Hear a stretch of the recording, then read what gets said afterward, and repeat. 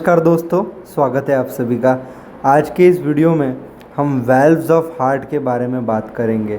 ठीक है, तो उससे पहले हम एक बात जान लेते हैं कि हम पढ़ रहे हैं द कार्डियोवास्कुलर सिस्टम और इसके हम 5 पार्ट ऑलरेडी कर चुके हैं, जिसमें हमने इंट्रोडक्शन हार्ट का, उसकी लोकेशन, डायमेंशन, वेट, लेयर्स, है ना। उसके बाद एक्सटर्नल फीचर्स जिसमें इंक्लूडेड है अपेक्स, बेस, ग्रूज और सल्काई। उसमें फिर आता है बॉर्डर्स ऑफ ह्यूमन हार्ट। उसके बाद हमने सरफेसेस भी कवर किए, है ना। उसके बाद हमने निमोनिक्स भी उसके समझे, उसको याद रखने के लिए। उसके बाद में हमने चेम्बर्स पढ़े। ये 2 पार्ट में पढ़े, एक राइट साइड का अलग वीडियो मिलेगा आपको, लेफ़्ट साइड का अलग वीडियो मिलेगा। तो ये वीडियो अगर आपको सारे देखने हैं तो डिस्क्रिप्शन में मैंने लिंक दे रखी है, आप देख सकते हैं। तो बिना किसी देरी करते हुए शुरू करते हैं। हम पढ़ रहे ह्यूमन हार्ट, और वीडियो को शुरू करने से पहले make sure you subscribe our channel for such a great content. So let's start without wasting any time. ठीक है, तो आज हम पढ़ने वाले हैं about the valves of the heart.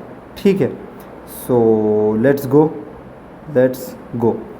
ठीक है, तो the human heart has 2 pairs of valves. कितने पेयर होते हैं? 2 पेयर होते हैं वेल्व्स के।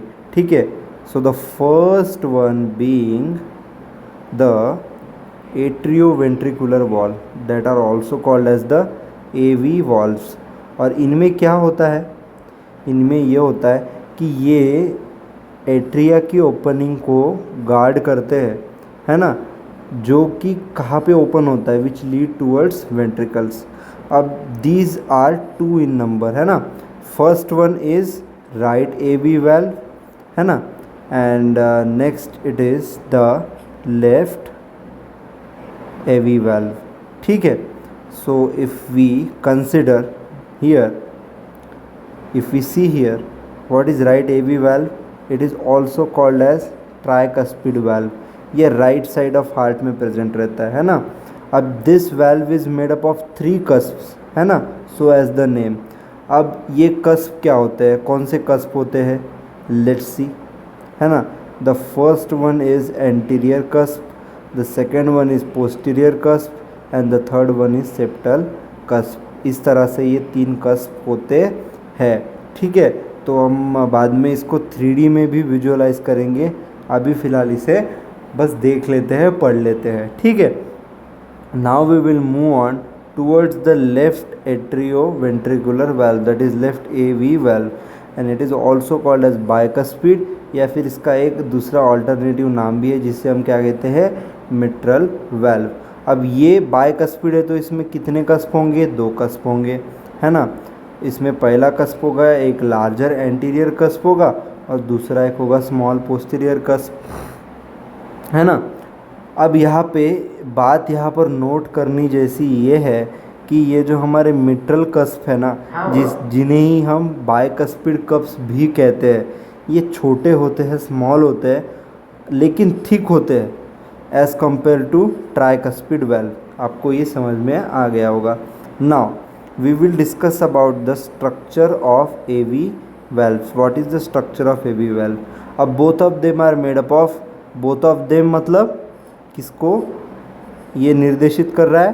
बाइकस्पिड और ट्राइकस्पिड, दोनों ही जो हमारे वाल्व्स है, they are made up of 4 structures together, that is a fibrous ring, then there is cusp, then there is chordae tendineae, and then there is the papillary muscle। ठीक है, तो ये चीज़ अगर आपने इस कार्डियोवैस्कुलर सिस्टम के पिछले वीडियोस अगर आपने देखे होंगे तो आपको पैपिलरी मसल्स, कॉर्डी टेंडिनी और कस्प, ये चीज़ें तीनों आपको बिल्कुल कवर हो ही गई होंगी। और फाइब्रस रिंग बोले तो एक फाइब्रस रिंग होती है, इसका कोई इतना मतलब समझने जैसा कोई बहुत बड़ा पार्ट नहीं है। आप स्ट्रक्चर को देखेंगे तो बिल्कुल समझ जाएंगे। तो ये तीनों जो स्ट्रक्चर है ये मेन है, बेसिक है एनाटॉमिकली। इन 3 स्ट्रक्चर्स को जानना, कौन से कस्प, कॉर्डी टेंडिनी, पैपिलरी मसल्स, ये आपके लिए ज़रूरी है। तो इसके लिए आप हमारे पिछले वीडियोस जाके ज़रूर देखिए और एक बार हम इस वीडियो के एंड में भी जब 3D इसको विजुअलाइज करेंगे तब भी इसको देख लेंगे, ठीक है। Now we will see about the importance of the this valves, है ना, AV valves. So the first heart sound that is lub, it is produced by the closure of AV valve, है ना। ये आपको बात याद रखनी है कि जब हार्ट साउंड प्रोडक्शन में फर्स्ट हार्ट साउंड की बात आए, और फर्स्ट हार्ट साउंड क्या होता है, लब, है ना, ये कैसे प्रोड्यूस होता है, क्लोजर ऑफ AV वेल्व। जब एट्रियोवेंट्रिकुलर वाल्व हमारे क्लोज होते हैं ना, तब ये first heart sound AV valve के क्लोजर की वजह से ये फर्स्ट हार्ट साउंड लब आता है। अब फंक्शन की बात करें तो फंक्शन इसका है to maintain unidirectional flow of the blood और to prevent back flow of the blood. मतलब जो ब्लड है हमारा सिर्फ एट्रियम से वेंट्रिकल में ही जाए, है ना, यूनिडायरेक्शनल फ्लो उसका मेंटेन रहे और ये वापस बैक फ्लो उसका ना हो जाए, ये चेक करने का काम कौन करते हैं, ये AV valves, that is atrioventricular valves. अब आके हम देखेंगे किसके बारे में, about the semilunar valves. Now the shape of the cusp is semilunar. अब इसका नाम सेमिल्यूनर कैसे पड़ा, क्योंकि उसके जो कस्प है उसका शेप सेमिल्यूनर जैसा है, इस वजह से, ठीक है। अब semilunar valves include both aortic and pulmonary valve. अब एओर्टिक वेल्व कौन से साइड का होगा बेटा, लेफ्ट साइड का होगा, और पल्मोनरी वेल्व कौन से साइड का होगा, राइट साइड का। ये भी चीज़ें हमने प्रीवियस वीडियो में कवर की है, तो आई रिक्वेस्ट यू, अगर आपने पहले के वीडियोस नहीं देखे तो ज़रूर जाके देखिए, लिंक डिस्क्रिप्शन में है। अब both the valves have same structure. कौन से, राइट वाला कौन सा, राइट वाला कौन सा, कमेंट सेक्शन में बताएं। अभी मैंने बताया। लेफ्ट साइड वाला कौन सा है ये आप बताइए, अभी मैंने बताया, ठीक है। Both of them are made up of cusp, nodule, lunule and aortic sinuses, और this is also called as the pulmonary sinuses. तो जैसे कि हमने देखा कि AV वेल्व किससे बने थे, फाइब्रस रिंग से बने थे, फाइब्रस कैप्सूल, उसके बाद हमारा कस्प था, कॉर्डी टेंडिनी और पैपिलरी मसल्स। उसी तरह से हमारे जो सेमिल्यूनर वेल्व्स होते हैं ना, ये भी बने होते हैं कस्प, नोड्यूल, ल्यून्यूल और एओर्टिक साइनस या फिर पल्मोनरी साइनसेस से।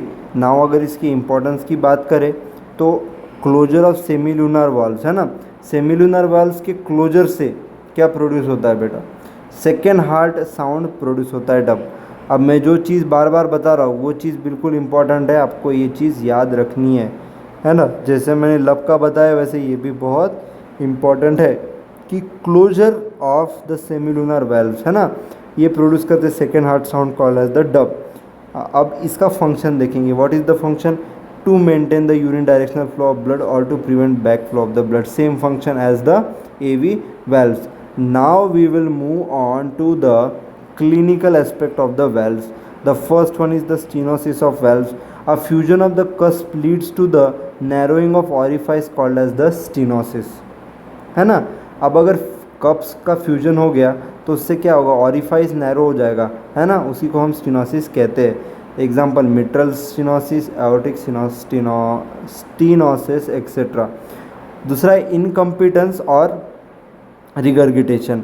अब ये इनकम्पिटेंस रिगर्गिटेशन क्या है, अब the dilation of the orifice of the valve और स्टिफनिंग ऑफ द कस्प, बिल्कुल ये किस चीज़ में लीड करते हैं, इम्परफेक्ट क्लोजर ऑफ वेल्व्स। इससे क्या होता है, वेल्व्स परफेक्टली क्लोज नहीं हो पाते, है ना। इससे क्या होता है, बैक फ्लो ऑफ ब्लड हो जाता है ना। इसको ही क्या कहते हैं हम, इनकम्पिटेंस और रिगर्गिटेशन। एग्जाम्पल मिट्रल इनकम्पिटेंस और mitral regurgitation and aortic incompetence और एओर्टिक रिगर्गिटेशन, है ना। So this is the end of video. हमने इस वीडियो में क्या क्या पढ़ा, हमने सेमिल्यूनर वेल्व्स और एट्रियोवेंट्रिकुलर वेल्व्स के बारे में पढ़ा है। अब नेक्स्ट वीडियो में हम क्या कवर करने वाले हैं, नेक्स्ट वीडियो में हम conducting system of heart cover करने वाले हैं। सो प्लीज़, हाँ एक बात तो रह गई, आपको 3D इसको विजुअलाइज करवाना रह गया, तो चलिए इसको 3D में भी विजुअलाइज जल्दी से कर लेते हैं।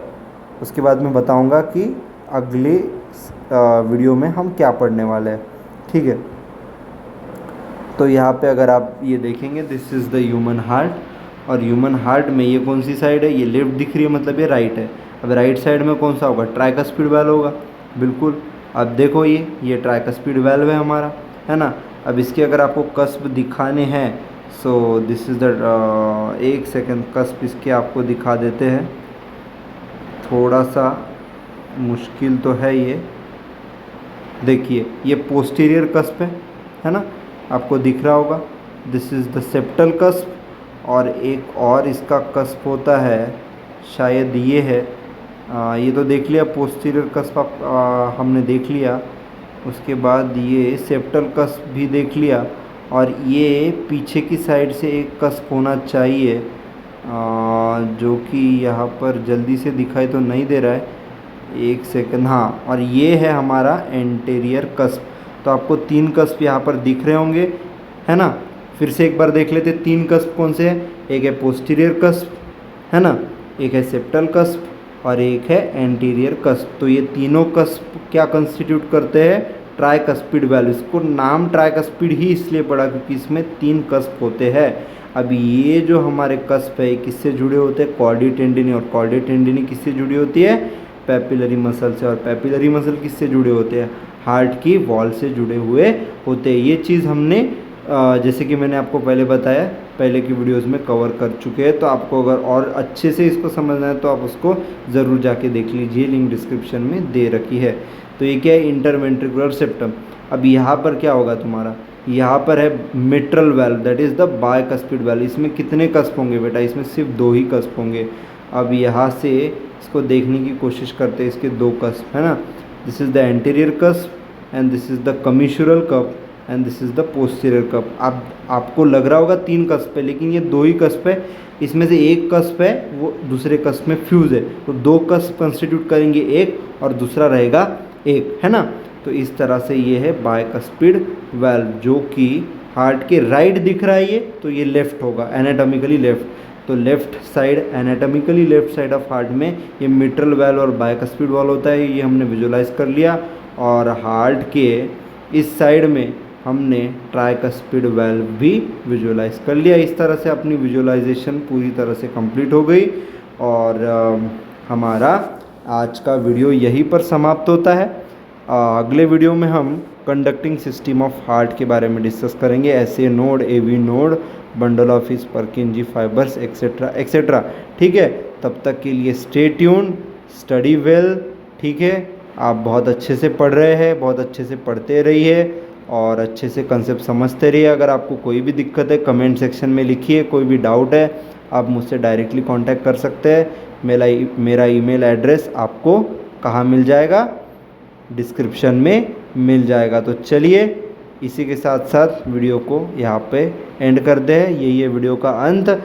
मैं आपसे मिलूँगा अगली वीडियो में, तब तक के लिए जय हिंद, वंदे मातरम। और चैनल को सब्सक्राइब करना और लाइक करना ना भूलिए, ठीक है। चलिए।